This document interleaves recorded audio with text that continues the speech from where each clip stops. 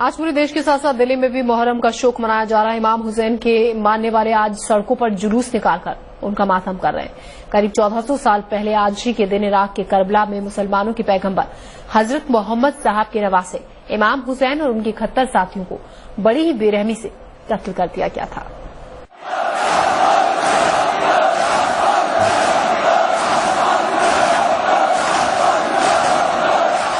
इमाम हुसैन की शहादत के शोक में आज के दिन दुनिया भर में शोक मनाया जाता है।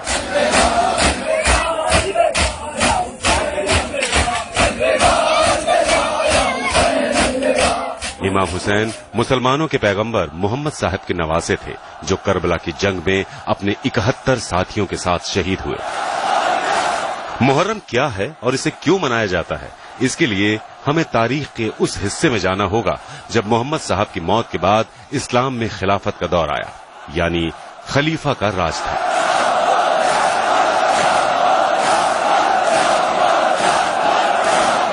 खलीफा को पूरी दुनिया के मुसलमानों का प्रमुख नेता माना जाता था।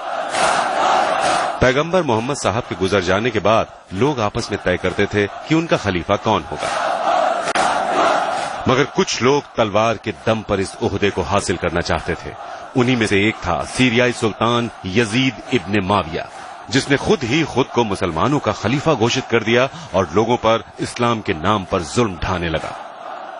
और जब इमाम हुसैन ने इसका विरोध किया तो यजीद ने फरमान जारी करके पैगंबर मोहम्मद साहब के नवासे पर समर्थन और रजामंदी का दबाव बनाया और कहा, अगर हुसैन राजी न हुए तो उनका सिर कलम कर दिया जाएगा।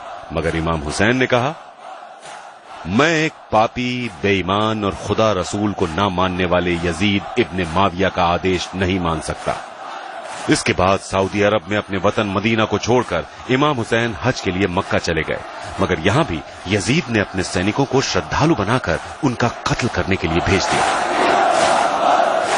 चूंकि मक्का में खून खराबा हराम है, लिहाजा जैसे इस बात का पता इमाम हुसैन को चला तो उन्होंने अपने परिवार और करीबियों के साथ मक्का छोड़ दिया, मगर यजीद की फौज ने उन्हें इराक के करबला में घेर लिया।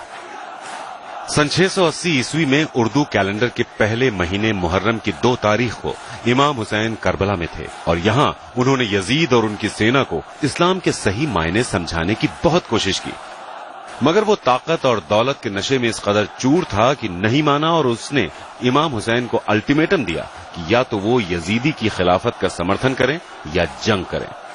हुसैन जंग नहीं करना चाहते थे क्योंकि उन्हें अपने नाना मोहम्मद साहब से ये सीख मिली थी कि इस्लाम जंग का नहीं, मोहब्बत का नाम है। यजीद ने इमाम हुसैन पर दबाव बनाने के लिए उन पर नहर से पानी लेने की पाबंदी लगा दी, जिससे हुसैन के कुनबे में मौजूद छोटे छोटे बच्चे और बूढ़े और औरतें प्यास से तड़प उठे। 3 दिनों तक उन्हें भूखा प्यासा रखा गया और उसी हालत में जबरन जंग करने के लिए मजबूर किया गया। तब इमाम हुसैन ने यजीद से खुदा की इबादत की एक रात मांगी, जिसे आशुरा की रात कहा जाता है, जिसके बाद मुहर्रम की 10 तारीख को करबला की जंग हुई। एक तरफ यजीद की करीब 1 लाख की फौज थी तो वहीं दूसरी तरफ इमाम हुसैन के कुनबे में सिर्फ 72 ऐसे लोग थे जो जंग में शामिल हो सकते थे। बाकी या तो महिलाएं थीं, बच्चे थे या बीमार थे। इमाम हुसैन और उनके तमाम 71 साथियों को बड़ी बेरहमी से कत्ल करके उनके सरों को जिस्म से अलग कर दिया गया। यजीद के 1 लाख के लश्कर ने जिन 72 लोगों को मारा, उनमें 6 महीने के बच्चे अली असगर के साथ साथ कम उम्र के बच्चे और बूढ़े भी थे, जिसके बाद उनके खेमों को जला दिया गया।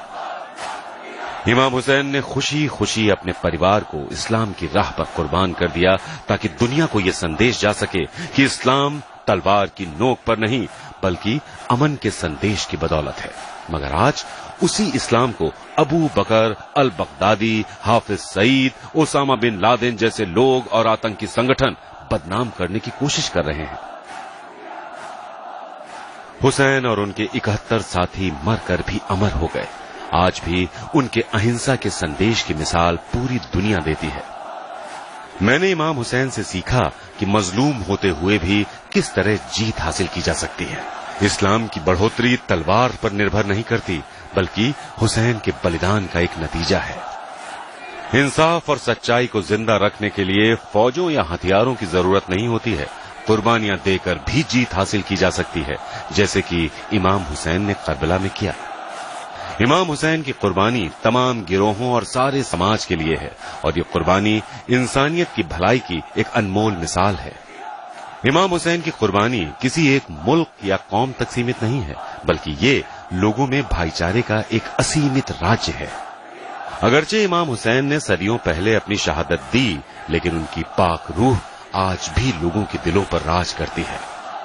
इमाम हुसैन और उनके साथियों पर हुई ज्यादतियों के गम को मनाने के लिए यूं तो हर मजहब के लोग शरीक होते हैं, जिनमें बच्चे, बूढ़े, जवान और औरतें सभी शामिल होते हैं। इस जुलूस में आशूरे के दिन की याद में ताजिए और अलम निकाले जाते हैं।